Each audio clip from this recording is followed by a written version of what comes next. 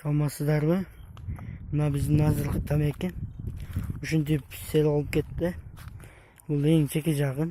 Маягы Бактыярканын ноясы, бул мына шундан сел түшкөн. Бул жагы да тамеки, ал жагында эч канча жок. Эң көп ушул жакта деп койсок деле болот. Мына аяктары ушинтип, жерлери ушинтип калган. Азыр тамеки ушинтип аягы ушундай болуп калды эми. Айла жок, бул да Кудайдын бир сыноосу дейт. Ошол Кудайдын сыноосу деп коюп сүйлөзөм. Ушул жерде эле тамек калган жок, эми башка жактан тамеки эктикем башка жерге. Мына ушинтип гүлдөдү, эми баары коюш керек, тегиз гүлдөтүп. Ошо мына аяктары бул. Аягы бул 5-нчи шагы деп койсок деле болот. 5-нчи шагы ушинтип тегиздели эле кеткен. 5-нчи шагыда эч канча жок. Ар жерде туруптур. Мына ушинтип жерди ушундай жагып ташаган. Жерлери каттуу болуп калган.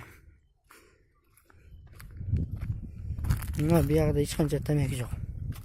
Бул экинчи катарыбыз.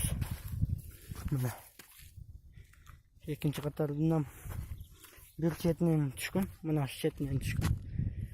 Сел дагы. Бул жагын тегиз эле жууп кеткен десек болот. Бул 5-нчи шагында тамеки жок уругунда. Ар жерде эките, битте ошондой болуп калган. Бул жагы 3-нчү катарыбыз. 3-нчү катарга калган тамекибиз. Мына булундан четинен түшкөн. Эч канча тамек калган эмес. Баш жагында бир шак жагы калган. Бул болсо биздин накабыз. Накабызды ушинтип оюп алып кетти. Мына бул ошол баш жагы. Мына аягы да биздики ошол. Бул аяк жагы.